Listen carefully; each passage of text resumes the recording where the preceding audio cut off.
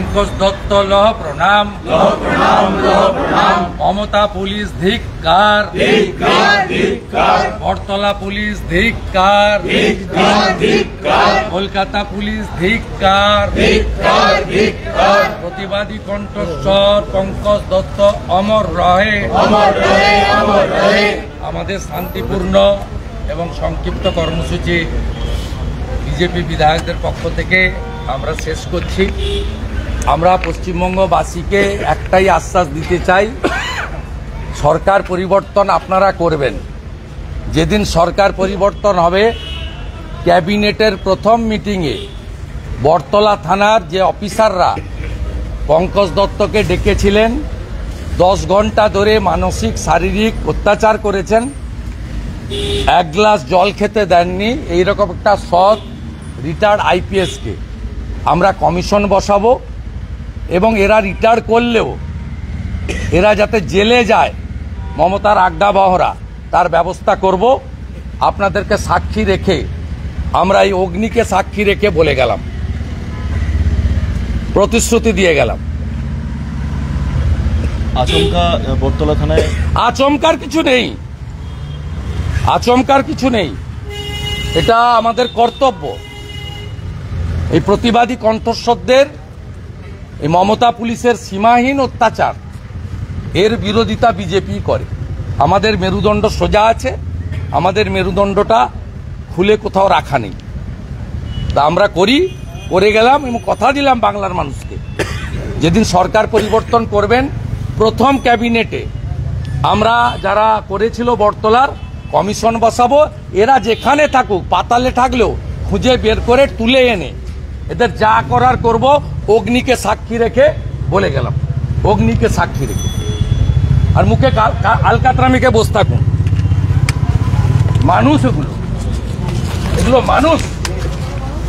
মমতার পা চাটতে চাটতে কোথায় গেছে মানুষ।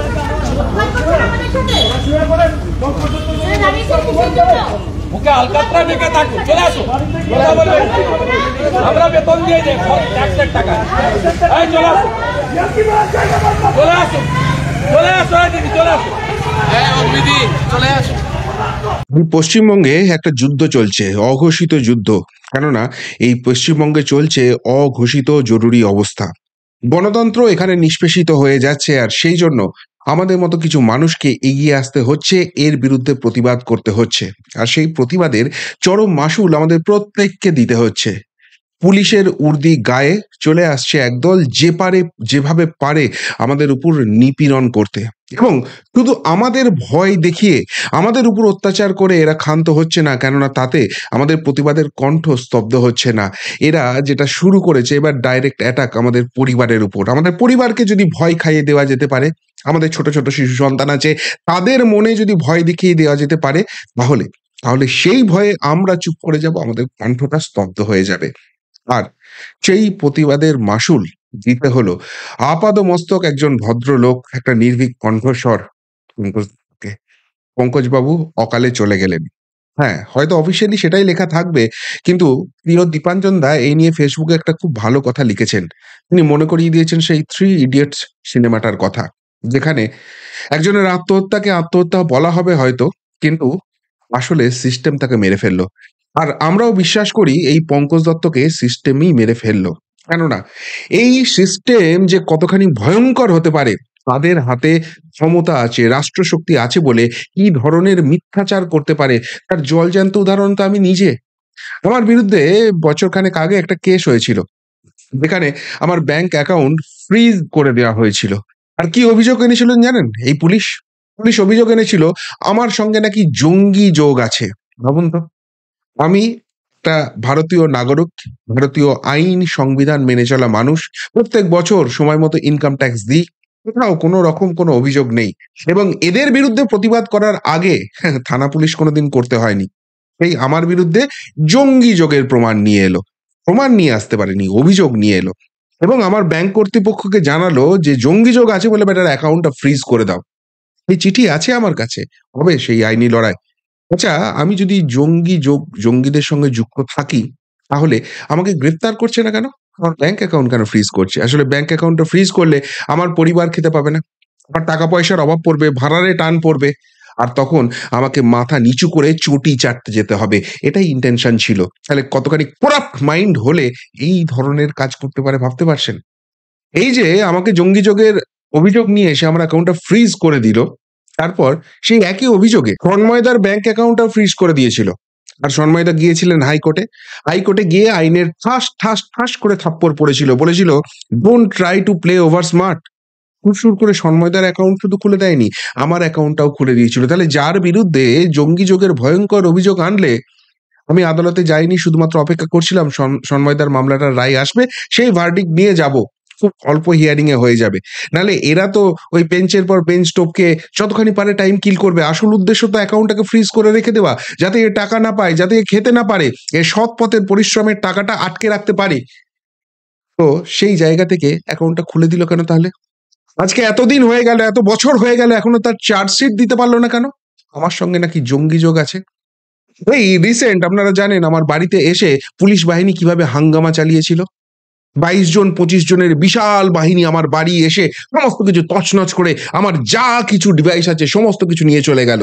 আর তারপর বুঝতে পারলো সেইভাবেও শুদ্ধশীল ঘোষকে টাইট দেওয়া সম্ভব হবে না, তাই আমার বিরুদ্ধে এখন পক্সো আইন এনেছে। মানে যা খুশি তাই এরা করে যাব। কিন্তু সেই সব করার দিন বোধহয় এবার শেষ হয়ে এসছে। আজকে মাননীয় বিরোধী দলনেতা শুভেন্দু অধিকারী গিয়েছিলেন বটতলা থানায়, যাদের অগাধ অগাধ কীর্তি আছে। এই চতুষ্পদ প্রভুভক্তের লেজ নাড়ানো কতখানি হতে পারে সেটা দেখতে গেলে এই বটতলা থানার সামনে বোধহয় যেতে হবে। কি না এরা করেছে! রুদ্রদাকে নিশ্চয়ই আপনারা চেনেন, রুদ্রপ্রসাদ ব্যানার্জি, তাকে গ্রেপ্তার করেছিল এই বটতলা থানা। এমনকি যদি আমি খুব ভুল না করি, মানব, আমার অন্যতম প্রিয় বন্ধু, তাকেও গ্রেপ্তার করেছিল এই বটতলা থানা। সন্ময়দাকে ডেকে পাঠিয়েছিল, তাকে মানসিকভাবে নিপীড়ন করার চেষ্টা করেছিল। আর এই পঙ্কজবাবুর সঙ্গে কি না করেছে! তাকে গিয়ে এক গ্লাস জল অব্দি দেয়নি, মানসিকভাবে এতক্ষণ ধরে নিপীড়ন করে গেছে। এমনকি তার সঙ্গে যারা আইনজীবী গেছেন, প্রথিতযশা আইনজীবী, দীর্ঘদিন ধরে প্র্যাকটিস করছেন, তাদের সঙ্গে যেভাবে ব্যবহার করা হয়েছে, পাড়ার কোনো ছিচকে চোরের সঙ্গেও কেউ সেই ধরনের ব্যবহার করে না। এতখানি অসভ্যতার সীমা এরা ক্রস করে গেছে। আসলে এরা ভাবছে গায়ে উর্দিটা আছে, হাতে আইন প্রণয়নের ক্ষমতাটা আছে, গায়ে জোরে যা খুশি তাই করতে পারি। আর সব থেকে বড় কথা, 14 তলা থেকে আশীর্বাদের হাতটা মাথার উপর আছে, চিরদিন এরাই ক্ষমতায় থাকবে, তাই যা খুশি তাই করে যাব। তাই কি হয়?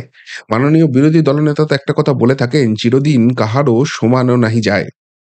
আমরা এই প্রতিবাদ করতে গিয়ে কারোর ব্যাংক অ্যাকাউন্ট ফ্রিজ হয়েছে, কারোর বাড়ি সার্চ করে সমস্ত কিছু নিয়ে চলে গেছে, কাউকে জেল খাটতে হয়েছে, একের পর এক জায়গায় অভিযোগ এসেছে, এফআইআর করা হয়েছে, আমাদের মামলা লড়তে হয়েছে, টাকা শ্রাদ্ধ হয়েছে, কিন্তু আমরা প্রতিবাদ থামাইনি।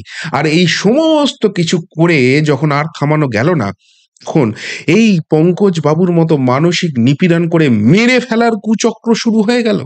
আজকে কিন্তু মাননীয় বিরোধী দলনেতা এবং এই পশ্চিমবঙ্গের বিরোধী দল এই প্রশ্নটাকেই তুলে দিয়ে এলো। কিন্তু তার সঙ্গে যে অঙ্গীকারটা তারা ওই থানার সামনে করে এলেন, তাতে একটা কথাই বলা যেতে পারে, পঙ্কজবাবুর মৃত্যু বৃথা হতে দেওয়া যাবে না, এবং এটা আমাদেরও সকলের কর্তব্য। পঙ্কজবাবু প্রাণটা দিলেন, কি দরকার ছিল?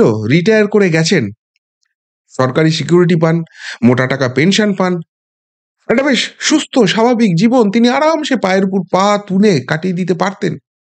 শেষ দিনটা অবধি খুব আরামসে রিল্যাক্সে থাকতে পারতেন, যদি প্রাণটা আর চোখটা বন্ধ রাখতে পারতেন। কিন্তু তিনি তো মানুষ, হৃদয় আছে, চোখ বুজে থাকতে পারেননি, প্রাণটা বন্ধ করতে পারেননি। এই রাজ্যের জন্য প্রতিবাদী হয়েছিলেন, এই রাজ্যের যাতে ভালো হয় সেই জন্য প্রতিবাদী হয়েছিলেন, এই রাজ্যটা যাতে অন্ধকারে তলিয়ে না যায় সেই জন্য প্রতিবাদী হয়েছিলেন। আর তার চূড়ান্ত মাসুল দিতে হলো তার জীবনটা দিয়ে।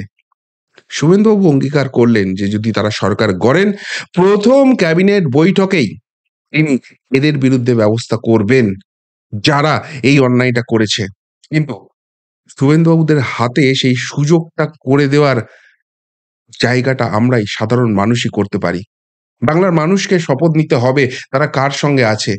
এই উর্দিধারী যারা যারা অন্যায় করে যাচ্ছেন, তো জোর দিয়ে বলছি এই কারণে, কেননা প্রত্যেকবার আমরা আদালতের শরণাপন্ন হয়েছি, আর আদালতের আইনের তাস তাস ঠাস করে থাপ্পড় এদের গালে পড়েছে। একটা বারও আদালত বলেনি শুদ্ধশীল ঘোষ অপরাধী, সন্ময় বন্দ্যোপাধ্যায় অপরাধী, শফিকুল ইসলাম অপরাধী, মানব গুহ অপরাধী। না, এরা কেউ অপরাধী নয়। অপরাধ যদি কেউ করে থাকে উর্দি পরে এই পুলিশটাই করে এসছে। এবং সব থেকে বড় কথা, এরা কোন ধরনের পৈশাচিক মানসিকতা নিয়ে আসেন একবার ভাবুন। আমি নামটা বলছি না, আমার বাড়িতে যারা সার্চে এসেছিলেন আমি দুজন অফিসারকে মার্ক করে রেখেছি। একজন বেটে করে ফর্সা করে গলায় ইয়াম মোটা চেন আমার স্ত্রীকে সমানে কর্নার করার চেষ্টা করে গেছে। আপনি দরজা খোলেননি কেন, আপনি দরজা খোলেননি কেন, সেটা ছিঁড়ে খেয়ে ফেলবে, এত মানসিক নিপীড়ন করেছে। আমার স্ত্রী পরিষ্কার বলেছেন, আপনাদের বিশ্বাস করি না। আপনারা যদি সত্যি আইনি পথে আসতেন এবং আমার স্বামী যদি দোষ করে থাকতো, আপনারা প্রথমে আদালতে টেনে নিয়ে যেতেন, আদালতের সামনে গিয়ে বলতেন এই লোকটা অপরাধ করেছে, তারপর সেখানে আদালতের নির্দেশ নিয়ে আমার বাড়িতে এসে আপনারা সার্চ করতেন। সেইটা করার হিম্মত আপনাদের হয়নি, তার মানে বোঝা যাচ্ছে আপনারা অন্যায় কাজ করছেন। আর এই সত্যি কথাটা মুখের উপর বলার জন্য আমার স্ত্রীর উপর কি রাগ, চোখ রাঙিয়ে বলছে যে কিভাবে তদন্ত হবে আপনি শেখাবেন, কিভাবে তদন্ত হবে আদালত শেখাচ্ছে। এখন নামটা আমি মনে রেখেছি, মুখটা আমি মনে রেখেছি, নামটা প্রকাশ্যে বলছি না, তার অন্য একটা আঙ্গিক চলে আসবে তাহলে, কিন্তু আমি মনে রেখেছি। আরেকজন যে আমার বাড়ির সিসিটিভিটা নিয়ে গিয়েছিল, উফ, ড্রেস অব্দি পরে আসেনি, নিজেকে সাইবার দলের সদস্য বলছে, চোখ দাঁত নাক খিচিয়ে এরকম করে ছিঁড়ছে একদম তারগুলো। রাগটা কোন লেভেলের, এরা কোন লেভেলের চটি চেটা, এইগুলো থেকেই বোঝা যায় কোন চটি চাটাদের পাঠানো হয়েছিল। সেই চটি চাটারাই পঙ্কজবাবুর প্রাণটা নিয়ে নিয়েছে। কিন্তু ভাবছে উর্দি গায়ে আছে, মালকিনের হাত মাথার উপর আছে, এত সহজ হবে না, জীবন এত সহজ নয়। আজকে শুভেন্দুবাবু যে অঙ্গীকারটা করে এলেন, এবং সত্যিই যদি পঙ্কজবাবুর মৃত্যুকে এইভাবে আমরা ব্যর্থ হতে দিই, তার এই বলিদান, তার এই গণতন্ত্র বাঁচানোর ক্ষেত্রে শহীদ হওয়ার লড়াইকে যদি আমরা ব্যর্থ হতে দিই, আমাদের গায়ে মানুষের রক্ত আছে কিনা সেই প্রশ্নটা উঠে যাবে। পঙ্কজবাবুর আত্মা আমাদের কোনোদিন ক্ষমা করবেন না। আমার দৃঢ় বিশ্বাস পশ্চিমবঙ্গবাসী এই অন্ধকার রাজত্ব শেষ করবে, এবং উর্দি গায়ে যারা আছেন, আবারও বলছি, 90% অফিসার ভালো, 90% পুলিশ অফিসার ভালো। এত কিছু অত্যাচার যখন আমার সঙ্গে হয়েছে, তারা কন্ট্যাক্ট করেছেন, তারা বলেছেন লজ্জিত লাগছে পুলিশের উর্দি গায়ে আছে আমাদের, আমরাও পুলিশ এই পরিচয় দিতে আজকে লজ্জা লাগে। এক শ্রেণীর পুলিশ অফিসারের জন্য আমাদের এই কাজটা করতে হয়। সেই এক শ্রেণীর পুলিশ অফিসারের এই অন্যায়টা করার জন্য ভারতীয় আইন এবং সংবিধান মেনে যে শাস্তি প্রাপ্ত হওয়ার দরকার আছে, সেই জায়গাটা আমাদের সুনিশ্চিত করতে হবে। আর সেটা একমাত্র নিশ্চিত হতে পারে যখন এই রাজ্যে পরিবর্তন হবে। সুতরাং ভেঙে পড়ে হতাশ হওয়ার দিন শেষ। পঙ্কজবাবুকে হয়তো আর ফেরাতে পারবো না, কিন্তু তার এই শহীদ আত্মাকে আমরা একটা কাজ করলেই তবেই বোধহয় শান্তি দিতে পারবো। সেটা হচ্ছে তার প্রাণটা সিস্টেমের মধ্যে থেকে যারা এইভাবে কেড়ে নিলেন, তাদের শাস্তির ব্যবস্থাটা সুনিশ্চিত করা। কি বলবেন এই নিয়ে? যদি কিছু বলার থাকে অবশ্যই কমেন্ট বক্সে কমেন্ট করে জানাবেন। এখনকার মতো এখানেই শেষ করলাম, ফেরত আসছি নতুন প্রতিবেদন নিয়ে খুব তাড়াতাড়ি। ভালো থাকবেন, সাথে থাকবেন, পাশে থাকবেন।